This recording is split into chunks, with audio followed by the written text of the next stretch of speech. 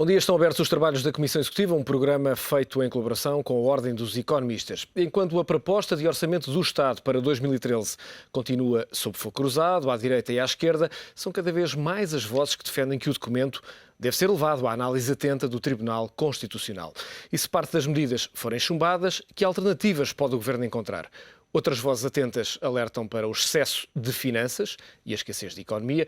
Ou dito de outro modo, falta uma estratégia de relançamento da economia. Tudo isto num contexto europeu em que tudo é dito, mas muito pouco é feito. Espanha continua na lenta agonia dos que aguardam o resgate. Na Alemanha, tudo na mesma. Em setembro, o Estado reunificado obteve a maior receita fiscal de sempre. São convidados desta edição da Comissão Executiva Isabel Meireles e também Miguel Varela, António Neto da Silva e Jorge Ribeirinho Machado, que se junta pela primeira vez a esta Comissão Executiva. Seja também bem-vindo. A The Economist não acredita que Portugal consiga evitar um haircut da dívida. A unidade de investigação da revista conclui que o país não vai conseguir ser solvente e que no próximo ano a recessão vai ser superior a 2%, mais do dobro da previsão do Governo. É mais uma opinião que entra em rota de colisão com as previsões do Governo. A The Economist não acredita que Portugal consiga cumprir as metas acordadas com as entidades internacionais e aponta mesmo como inevitável uma reestruturação da dívida a médio prazo. A unidade de investigação da revista diz que Portugal não vai conseguir ser solvente e que regressar aos mercados em 2013 é praticamente impossível. Por isso, os credores internacionais vão ter de voltar a enviar um novo envelope financeiro para Lisboa. Esta ajuda poderá ser feita nos atuais moldes, através do empréstimo da União Europeia e do FMI, como de forma indireta, com o Banco Central Europeu a comprar obrigações portuguesas no mercado secundário. Seja qual for a solução, a The Economist prevê que seja mesmo preciso uma reestruturação da dívida, admitindo que é difícil dizer quando é que essa operação será feita. Talvez no final do próximo ano. O ajustamento nacional continua em risco e a fadiga da reforma pode mesmo tornar-se mais aguda em 2013, diz a revista, prevendo uma recessão muito superior à previsão do Governo.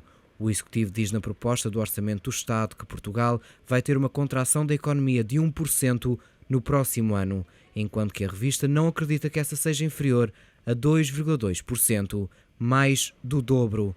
Crescimento só no ano a seguir, ainda que muito tímido, de apenas 0,1%. É claro, obviamente, um dos temas que também vamos analisar nesta Comissão Executiva, a necessidade ou não da reestruturação da dívida. Vamos começar pelas dúvidas que eventualmente se podem levantar em termos de constitucionalidade relativamente a este orçamento. Isabel Meireles, esta questão parece de facto ser um fantasma que ainda existe aqui ou que poderá existir depois daquele que foi o chumbo relativamente aos subsídios. Como é que o Governo pode de facto contornar esta questão, se é que pode contornar?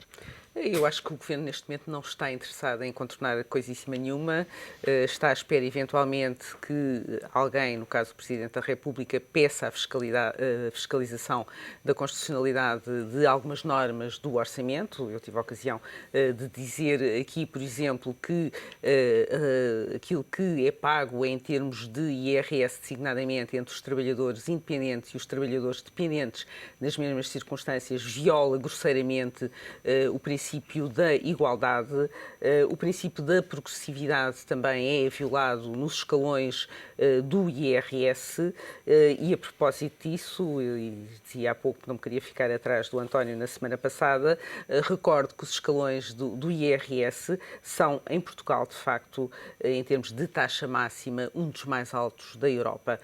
Nós temos 46,5% com uma taxa adicional de 2,5%. A seguir vem a Grécia, com 45%, a Espanha, a Itália, aliás, a Grécia, a Espanha e a Alemanha também com 45%. A Itália está nos 43%, a Irlanda nos 41% e o Reino Unido nos 50%, embora não tenha a tal taxa adicional de 2,5%. Ou seja, Isabel, mas tem retorno e nós não temos. Ora, pois, exatamente. E Portanto, os salários também não são equivalentes. Temos que recordar que a taxa de incidência do IRS é sobre salários substancialmente mais elevados, o que não é o caso de Portugal. Portanto, para além das desconformidades com a Constituição da República, há aqui um sinal de iniquidade que não é bom para a economia também, como já falámos inúmeras vezes, e há toda uma série de vozes que se levantam, não apenas para criticar. Eu este fim de semana dei-me ao trabalho de verificar quais eram as soluções dos grandes CEOs, dos grandes executivos e dirigentes de empresas, e digamos que há uma linha condutora em termos de estratégia que o Governo deveria ter seguido neste orçamento, que era, antes de mais, fomentar o investimento, quer interno, quer externo, captando capitais e não os taxando como promete taxar em 28% sobre os depósitos. Portugal precisa de financiamento e não é com este tipo de medidas que vai conseguir. Também precisaria de uma gestão em relação aos investidores estrangeiros e nacionais, de uma gestão descentralizada, desburocratizada, que simplificasse de facto a vida daqueles que ainda querem pôr o seu dinheiro em Portugal. Falando de atração de investimento, e já vamos falar mais à frente, sobretudo com um especialista que trouxe o maior investimento sempre para Portugal, mas já vamos falar sobre essa questão, António Neto da Silva. Para já, esta questão do orçamento do Estado e de um eventual chumbo de parte ou de todo, enfim, seria complicado, mas de parte de algumas medidas que estão no orçamento do Estado ou da proposta, é cada vez mais difícil também, neste contexto, um governo conseguir criar uma peça orçamental que sirva de base a um próximo exercício. Como é que o governo poderá dar a volta a estas medidas se algumas delas forem chumbadas? Onde é que pode ir buscar receita e onde é que, de facto, pode cortar na despesa? Retirando o painel no interior do qual faz raciocínios. Ou seja, não é com cortes e mais cortes que se resolve o problema de Portugal. Aliás, eu felicito o The Economist porque finalmente resumiu aquilo que nós andamos aqui a dizer há 9 meses. Não há nenhuma hipótese de Portugal com cortes permanentes e com quedas do produto gerar riqueza que permita o pagamento da dívida ou sequer o serviço da dívida. O que significa que é preciso mudar o quadro de pensamento, o quadro de referência. O quadro de referência para a resolução dos problemas de Portugal e da Europa não passam por cortes e mais cortes. Não passam pela análise natural daquilo que é uma tentativa de pagar uma dívida, na qual os credores internacionais foram cúmplices na medida em que sabiam perfeitamente qual era o estado do país e sabiam perfeitamente ao emprestar que o país não tinha condições de pagar a dívida, exceto com o seu próprio património. É o que nós estamos a fazer. A senhora Merkel vem cá com os investidores um dia destes, os investidores alemães, vêm aos salos para comprarem aquilo que nós, durante muitos anos, construímos, foram empresas portuguesas, empresas estruturantes de capital português, com centros de decisão em Portugal e que agora acabamos por ficar desapossados dessas empresas na medida em que a política que está a ser implementada e o quadro, a caixa dentro do qual o Governo está a pensar, não resolve a situação. E ao não resolver a situação, os nossos credores internacionais o que fazem é desapossar-nos daquilo que são os nossos bens. E dentro dos quais as empresas. Isto significa que está provado que não é através de cortes, muito menos de aumentos de impostos completamente iníquos. Aliás, a Isabel muito bem colocou a questão no início deste debate. Não é por essa via que nós conseguimos resolver o problema do país. E mais, o Fundo Monetário Internacional, através de estudos feitos com rigor, chegou à conclusão que, afinal, aquilo que era o efeito multiplicador, tido como efeito multiplicador da austeridade, ou seja, por cada euro de austeridade imposto, em princípio, o produto ou o crescimento diminuía de 0,5%. Não é verdade? Chegaram agora à conclusão que por cada euro de austeridade, a atividade económica, a criação de riqueza, dito de uma forma simplista, para todos perceberem, diminui entre 0,9 e 1,7 euros. Se fizermos uma média, como bons economistas que somos, 0,9 mais 1,7 dá 2,6, a dividir por 2 dá 1,3. Vamos ficar com o fator 1,3.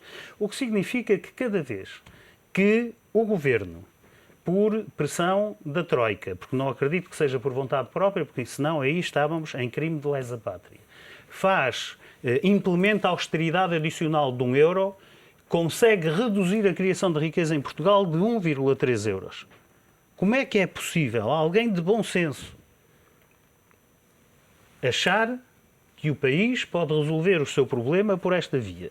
O problema de Portugal. Repito que estamos aqui a dizer há 9 meses que o Economist neste momento se faz eco de que é necessário, se a Troika não decidir ser inteligente e implementar uma forma diferente de agir, é necessário que Portugal declare uma moratória unilateral de suspensão do serviço da dívida e que leve a uma renegociação da resolução desta situação. E que, a meu ver, passa por um perdão da dívida na ordem dos 50% e por uma passagem dos juros a que estamos a pagar também para um valor de cerca de 50% do valor atual. E a partir daí, os nossos credores poderão, se forem inteligentes, vir a recuperar alguns dos empréstimos feitos. Porque se não for por essa via, os nossos credores, a única coisa que vão conseguir é apossar-se da propriedade dos portugueses. Estou a falar de propriedades, eu não estou a falar de rendimento criado em cada ano. Porque isso já estão a fazer. Vão apossar-se da propriedade dos portugueses e, sem dúvida, das melhores empresas. Sim, portuguesas, ver quanto é que onde pagam estão, de impostos, onde estão os centros, onde estão, exatamente, onde estão os centros de decisão portugueses. Uma compra envenenada. E essa é a grande questão. Aquilo que se está a fazer é desapossar os portugueses da sua propriedade. Os grandes pensadores americanos sempre disseram que a garantia da propriedade é o fator base para a existência de democracia e para a existência de uma economia de mercado. Não havendo garantia de propriedade, não há economia de mercado e não há democracia. Nós estamos, neste momento, a ser desapossados da nossa propriedade. E, portanto, é preciso cortar definitivamente com isto. Deus queira que o Tribunal Constitucional tenha a coragem para dizer que este orçamento tem áreas não constitucionais, que não verificam a Constituição, mas isso não chega porque não é através de cosmética no orçamento do Estado que nós vamos resolver isto. É preciso pensar fora da caixa. E é evidente que não pensa fora da caixa quem tiver perspectivas de carreira em bancos internacionais, etc. E, portanto, é preciso, claramente, que ou o Governo começa a pensar fora da caixa e toma a atitude corajosa de interesse de Portugal de declarar uma moratória unilateral, ou então teremos que mudar de governo e o Sr. Presidente da República tem que nomear um governo constituído por pessoas que pensem também fora da caixa. Não há nenhuma vantagem em mudar de governo se for para pôr lá novamente o mesmo tipo de pessoas, com o mesmo tipo de raciocínios, com o mesmo tipo de fidelidades, com o mesmo tipo de história profissional. Não vale a pena. Vão fazer exatamente a mesma coisa. Mas Portugal não aguenta mais. Eu sou português, gosto muito do meu país, é de ficar aqui até ao fim da minha vida e, no pouco que eu possa, não vou permitir que destruam Portugal, que nos levem a nossa propriedade. Não vou permitir que se crie em Portugal uma bolsa de mão de obra pobre e quase escrava para ser explorado por zonas centrais da Europa ou de outros pontos do mundo. Jorge Ribeirinho Machado, que avaliação faz deste orçamento e, sobretudo, da questão do modelo que está a ser seguido para, obviamente, conseguirmos cumprir os compromissos que assumimos com os credores, mas, de facto, é um modelo que parece esgotado naquilo que é a produção de riqueza para pagar, pelo menos, os juros. Sim, bom dia. Em primeiro lugar, eu penso que há uma grande incerteza. Nós não sabemos o que é que vai acontecer e, por isso, como não sabemos, estamos, em primeiro lugar, a especular. Nós não temos certeza do que é que vai acontecer. E, por isso, dizer isto vai acontecer desta forma ou de outra não é possível. Podemos dizer acredito que vá nesta direção ou acredito que vai noutra.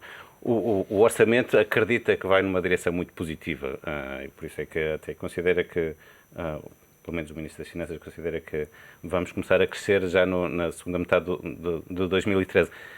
Pode ser que isso aconteça, pode ser que não aconteça. Eu penso que esse é um ponto que é fundamental. A questão nível de incerteza é muito nível de elevado. incerteza. E, portanto, não sei até que ponto é que se pode garantir que isto não vai funcionar. Por isso, se funcionar o orçamento, o pensar dentro da caixa, se calhar até tem razão. Se não funcionar por causa da Alemanha, por causa da Espanha, por causa da diminuição do crescimento dos países da China e da Índia, etc., de facto aí será necessário pensar de outra forma completamente diferente. Qual é o momento em que, de facto, o Governo deve olhar para o orçamento de uma forma fria ou para aquilo que é a execução orçamental? Hoje saem dados de execução orçamental, vamos ver mais logo, em que o Governo deve, de facto, fazer esse ponto de toque e tentar alterar a estratégia que está a seguir. Eu penso que isso é algo que tem de ser contínuo, não pode ser vamos esperar até junho, vamos esperar até março, vamos esperar até setembro. Não me parece que isso tenha muito sentido dizer vamos esperar até... E por isso é que, por exemplo, se virmos bem, todas as questões relacionadas com os cortes na despesa, que eu sinceramente acredito que continuam a ser necessários, têm de ser já previstos, não podem, quer dizer, mesmo que não se ponham em prática agora nestes meses, durante o próximo ano têm de ser postos em prática, até porque nós nos comprometemos a fazer esses cortes, em aumentar a receita, sim senhora, mas em diminuir a despesa mais do que aumentar a receita. E essa diminuição da despesa ainda não aconteceu na quantidade que precisa de acontecer, e portanto isso tem de ser no próximo ano. Jorge, uma das questões que obviamente penaliza fortemente o relançamento da economia tem a ver com a dívida que obviamente Portugal tem e obviamente tem de pagar ou em parte, depende da estratégia que deve ser seguida. Na sua opinião, que lógica deve ser seguida relativamente à dívida? Fazia sentido haver uma posição mais forte do governo português relativamente aos credores, no sentido de olhar para esta massa grande? Já vamos ver um quadro exatamente com o peso da dívida nas principais economias da União Europeia. Aqui está a Grécia, a Itália e depois em Portugal, obviamente em termos de percentagem do PIB, há aqui um peso muito grande na economia portuguesa. Há de facto aqui um travão, uma mochila cheia de pedras em cima das costas da economia portuguesa. Que estratégia é que deveria ser seguida relativamente a esta questão da dívida que Portugal tem acordada com os credores?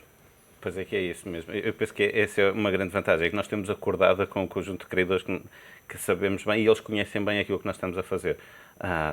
E por isso, eu não sou contra a estratégia dos bons alunos, não sou mesmo. Penso que nós provavelmente não vamos conseguir chegar àquilo que nos propusemos, mas que vamos ter... Quer dizer, nós somos muito pequenininhos e, portanto, o nosso problema não é... de facto, como somos pequeninos, os grandes não têm grandes problemas de nos dar uma ajuda. Sou um otimista incorrigível, é assim mesmo. Não, o problema é que já são muitos pequeninos e alguns são maiorzinhos. Pois, exatamente. Nós somos somar pequeninos. Tudo é complicado. Exatamente. É que nós somos pequeninos. E, portanto, acredito que seja possível, ao pôr uma posição mais forte, não tenho dúvida que é preciso dizer, nós temos que diminuir, por exemplo, a taxa de juros que temos que pagar. Isso é uma coisa que foi... nós combinamos aquela taxa de juros quando estávamos, digamos assim, com uma pistola apontada à cabeça. Nós não tínhamos dinheiro para pagar salários e, portanto, tudo aquilo que nos dessem nós aceitávamos. Mas agora sim. Suspendia o serviço da dívida, já tinha dinheiro para pagar salários durante um ano ou mais. Eu não tenho. Sim, mas depois aconteceu-nos o que aconteceu à Argentina, que até 10 anos depois andam a arrestar barcos deles no Guénia. Talvez não. Miguel, olhamos para esta questão, ainda relativamente à questão. Esta questão da dívida parece-me um ponto determinante, sobretudo quando olhamos para as taxas que algumas economias pagam, nomeadamente a Alemanha. Há aqui um spread muito alargado entre várias economias. Se Portugal pagasse os juros que a Alemanha paga, obviamente tudo isto seria bem diferente. É evidente que sim, mas o juro também é o reflexo do risco, não é? Portanto, Portugal é uma economia que representa muito maior risco para um credor do que propriamente a economia alemã, não é? Portanto, isso temos que também ser racionais nesse sentido, não é? Mas é evidente, eu também defendo, em parte, não tão radicalmente ali a posição do António, mas acho que devia haver uma posição de maior força de negociação perante os credores, porque realmente o juro que pagamos é demasiado elevado. Mas acho que a questão ainda vai mais longe, é uma questão mesmo estratégica e o problema é exatamente isso, é que temos dívida, não é? E os mecanismos para acabar com a tendência de criar dívida em cima de dívida não estão presentes neste Orçamento de Estado, nem no anterior, nem nos governos dos últimos 20 anos. O que acontece é que o único agente económico que continua persistentemente a gerar dívida é o Estado, porque as famílias já conseguiram mais ou menos controlar essa dívida, as empresas também, o Estado continua a viver acima das suas possibilidades. E quando são os governantes a dizer que os portugueses vivem acima das possibilidades, que é uma coisa quase ridícula, porque quem vive acima das possibilidades é o próprio Estado. E é aí que tem que acontecer, a meu ver. Portanto, eu não sou contra o corte na despesa, eu sou contra o corte cego, não é cortar salários nem pensões, que isso acaba por ser, obviamente, disparatado, mas tem que ter aqui uma visão estratégica de pensar quais são as funções do Estado no futuro. Será que, quer dizer, toda a gente já percebeu que este modelo é insustentável, está esgotado, e nós não podemos ter a ambição também de querer regressar aos mercados para contrair mais dívida, quer dizer, uma coisa caricata, porque voltamos ao mesmo depois daqui a 10 anos. Não é? O que é que se tem que fazer aqui? Tem que se repensar as funções do Estado e, eventualmente, pensar drasticamente, e isto também só dói uma vez ouvir, quer dizer, em vez de fazer estes cortes sistemáticos todos os anos, o Estado deve continuar a ter o peso que tem na prestação de serviços de saúde, na prestação de serviços de educação, que é o mais sensível, estou a ir logo ao mais sensível, e já para não falar no peso da própria administração pública. Quer dizer, tem que ser drasticamente reduzido. É evidente que isto vai custar também postos de trabalho, mas pelo menos há uma visão estratégica. Que funções é que deve ter o Estado? Isso não está a ser pensado, quer dizer, fala-se muito, debate-se muito, mas ações, zero. O Miguel disse uma coisa importantíssima, se me permite, e para que não passe despercebido a quem esteja a ver esta emissão, é que o grande objetivo do Governo, aquele que é sempre enunciado, é o querer voltar aos mercados em 2013. Mas querer voltar aos mercados quer dizer querer ir pedir emprestado adicionalmente. Nós temos é que ter uma solução que faça com que não precisemos de pedir mais emprestado. E, portanto, todo o objetivo, todo o discurso governamental é nós temos que ir ao mercado em 2013. Para quê? Para pedir emprestado, mais emprestado. Mas porquê? Reduzam a despesa. Quando uma família não tem dinheiro, endivida-se. A partir de um determinado momento, o banco percebe que a família não pode pagar e deixa de emprestar. A família aí não tem outra hipótese a não ser ajustar-se em relação ao rendimento que tem. E o Estado não tem nada que estar a produzir déficits permanentemente. Precisamente. E, portanto, esta ideologia, nós temos que aplicar isto para irmos aos mercados. Isto é a conversa permanente. Ou seja, nós temos que aplicar isto para ir pedir mais emprestado. Deixe-me complementar aquilo que o Miguel e o António dizem. De facto, temos que reduzir o peso do Estado e, sobretudo, da administração autárquica. Só se fala da administração central. Mas a autárquica é, de facto, se calhar aquela que é mais gorda, mas onde, politicamente, neste momento, até porque temos eleições à porta, não se pode tocar. Já experimentaram como empresa, por exemplo, a comprar ou a prestar serviço a autarquias? Quer dizer, recebem no dia de São Nunca à tarde, mas temos que pagar imediatamente o IVA, temos que pagar imediatamente o IRC. Porquê é que não se faz uma conta corrente, por exemplo, enfim, os economistas saberiam melhor como fazer a compensação entre aquilo que a empresa deve ao Estado e aquilo que o Estado deve à empresa, para não haver asfixias, como tem havido, inclusive em insolvências, nesta área. Portanto, e há que também, por outro lado, e aí sim, se calhar até ao nível privado, já há aí uns movimentos nesse sentido, pôr a justiça a funcionar. Pôr a justiça a funcionar. Se os tribunais estão atolados de processos, por que não transferi-los, por exemplo, para os notários privados, quiçá para os advogados, para outros agentes que sejam criados na esfera privada, porque está visto à saciedade, que a justiça tem dificuldade em funcionar a tempo e a horas. E, de resto, se formos ver a jurisprudência do Tribunal Europeu dos Direitos do Homem, vemos que os casos onde Portugal tem sido condenado a indenizações mais pesada são justamente os casos de atraso de justiça, porque quando um processo anda 10, 15, 20 anos num tribunal a arrastar-se, isso equivale a denegar justiça. Jorge, há pouco acrescentava uma nota relativamente a Portugal e ao regresso dos mercados. Não, o que eu penso é que, de facto, é interessante pensar num plano para crescer, num plano para diminuir. Mas nós precisamos regressar aos mercados. Nós não temos dúvidas que vamos precisar, nem que seja para fazer o rollout da dívida. Nós vamos precisar de pagar a dívida e ir buscar dinheiro para pagar essa dívida, porque neste momento não a temos. E eu percebo que se nós dissermos vamos pagar menos e combinarmos com as pessoas ou as entidades a quem devemos o dinheiro, e se nós conseguimos combinar com eles sem problemas, fantástico. Agora, eu vejo muitos problemas em não pagar. Nunca combinaremos com eles sem problemas. Nós primeiro temos que criar o problema para que eles se venham sentar numa atitude de inferioridade. Porque aquilo que nós estamos a fazer é executar a vontade de pessoas que não são portuguesas, são credores internacionais, são os interesses representados pela chamada Troika, onde espantosamente, de facto, neste momento, é o BCE e a União Europeia e a Comissão Europeia que têm a visão menos clara, porque o FMI já percebeu que por aqui não vamos a lado nenhum. Portanto, nós temos que criar o problema para que eles se venham sentar à mesa connosco numa situação de inferioridade. Porque se quiserem que o problema seja resolvido, vão ter que fazer um abatimento no valor da dívida, vão ter que baixar os juros para poderem receber a parte que se combinar. Isto é assim com as empresas quando elas ficam em dificuldades. Não receber nada, receber uma parte. É assim, faz-se reuniões de credores, combina-se com os credores, diz-se quanto é que nós podemos vir a ter de lucros anuais e quanto é que desses lucros são para pagar, amortizar a dívida, pagar os juros, etc. E, obviamente, há sempre aquilo que o Economist chama, em inglês, haircut. Portanto, há uma redução da dívida em que os credores solidariamente sofrem a redução da dívida, sofrem entre aspas, e uma redução dos juros, quiçá mesmo o perdão dos juros passados, que é a formato normal. Se isto se faz com as empresas, porque é que não se há de fazer com o país? António, Porque é possível sempre vir retirar propriedade às pessoas. Por isso. Vamos ter que avançar para um breve intervalo e vamos nesta segunda parte falar de um tema que me parece que é, enfim, a opinião de todos. É preciso relançar a economia nacional. Vamos perceber como, depois de um breve intervalo. Regressamos num minuto. Até já.